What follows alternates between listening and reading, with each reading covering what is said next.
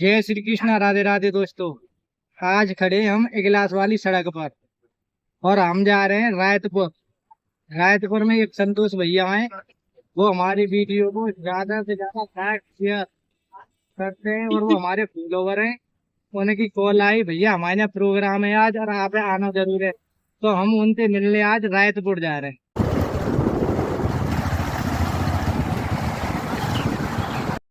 जी हमारे संतोष भैया हैं जिन्हें जो कि हम आज बुलाए। हाँ भैया, कैसा लगे मिलके? बहुत अच्छा लगा। जिन्हें यहाँ प्रोग्राम हो, जो हमारी वीडियो देखते हैं और हमारी आईडी फॉलो कर रखी है, ज़्यादा से ज़्यादा वीडियो देखते हैं, लाइक करते हैं और शेयर करते हैं। बढ़िया रही ना मिलके अच्छा रहेगा।